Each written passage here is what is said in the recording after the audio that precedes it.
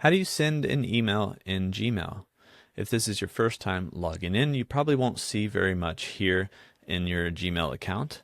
However, there's a big blue compose message in the upper left. So we click that big blue message, or button I should say, and we get this little compose window. And so this is where you can write your email. This will be from your name and your email address, so that will already pop up, and then you're going to select who you're sending it to. So maybe I'm sending this email to the contact@pixelbracket.com email address. So we can click on that. The next line, actually before we get to that, you can also CC or BCC recipients. So if there's people you want to attach to this, but not actually send it to, then you can actually do that there. Then the subject line would be, of course, whatever you want to write. So how to write an email. After that, we're going to write the message in here. Now you probably won't see any signature pop up like I have in here. And so I'll turn that off really quick.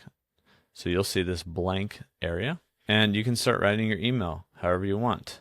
From there, at the bottom, we have some other options. So we have formatting options here. You might not see it pop up, but we can pop it up just like that. And these formatting options allow you to change the font. And so what you would want to do is highlight anything that's already written, and you can change the font just like that.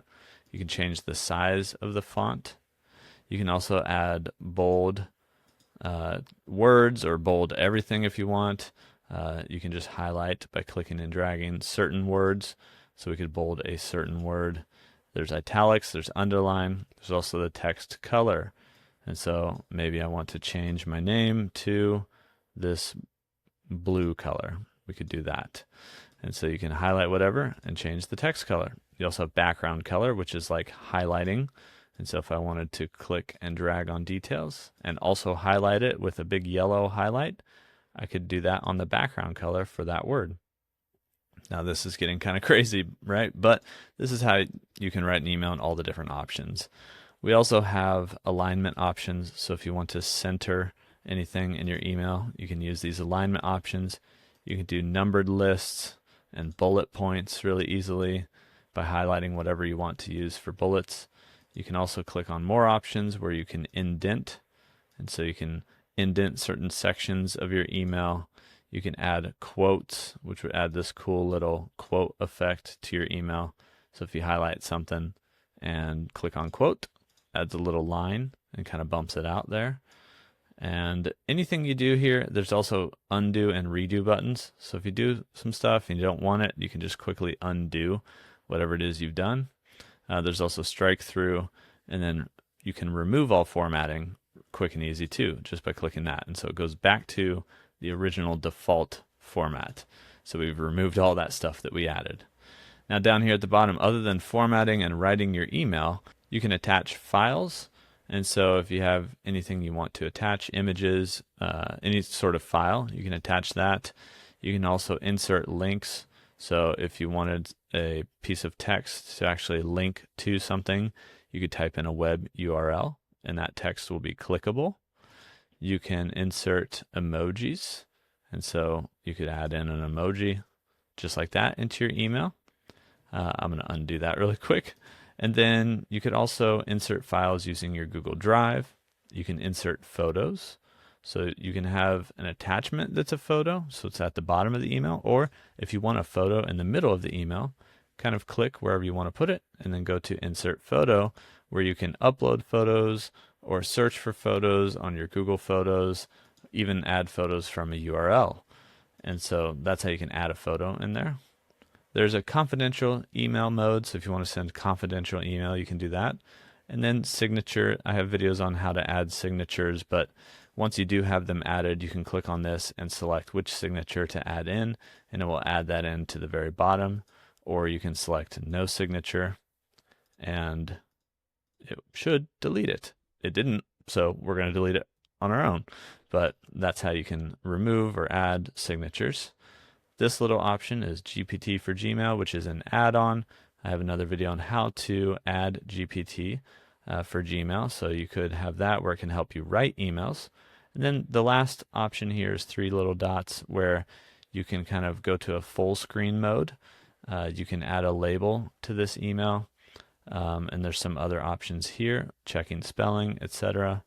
So normally when you're writing a Gmail, it's going to be in this little box down here. You can actually minimize this, but keep it up as a little tab. If you're kind of writing emails and then going back and forth between what you're doing, maybe saving it for later, that's not necessarily the same as saving it as a draft. It's sort of already a draft until you send it, so it's always going to be saved. But you can minimize it and still have this tab down here that you could click back on and pull that back up. You can also full screen it, and so if we click on that, it kind of gives us this full screen look to where we can easily work with our email, especially if it's a bigger email or a longer email with lots of different parts. If you want to delete this email, you can discard this draft so it won't save to your drafts. And then finally in the lower left is a send option. Now there's an arrow where you can schedule the send, so if you want to send it later you can, or you can just press send and that will send the email. In the lower left you have about 5 seconds to click this undo button if you want to undo sending the message, and it also gives you the option to view the message. So we can click on that and we can view the message that we just sent. And that is how you can send emails. Now if you closed out of the email that you were writing and you don't know how to get back to it and you wrote a bunch of stuff, you can actually get to your drafts over here on the left hand side. Down here you should see this drafts. If not, click on the more drop down and you should find drafts. When we click on drafts, you'll see a bunch of emails that you've started, including whatever the most recent one is. And so whatever that email is, we sent the one just now, but if we were still writing it and we accidentally closed out of it, that will be here in your drafts. Even if you start writing just a tiny message, it's going to be saved in your drafts and you can get back to it and find it pretty easily. And so, you're not going to lose your email that you've spent a bunch of time writing. It's always going to be in your drafts here in Gmail. Now, if you want to find the email that you just sent, so we have our inbox, we have our drafts, we also have our send or sent folder, and that sent folder is also over here on the left. So we can click on that and see what emails we have sent. And so we just sent this one and we can click into it very easily to get back to that message.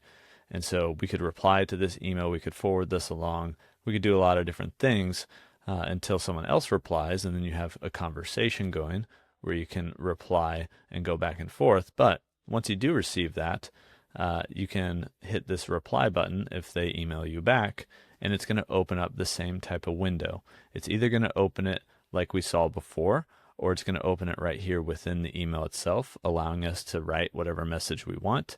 And you can always adjust that by popping out the reply, which puts that in the window that we're used to. And then we can even do the full screen version, right? And so that's how you can really navigate to write emails easily in the Gmail app.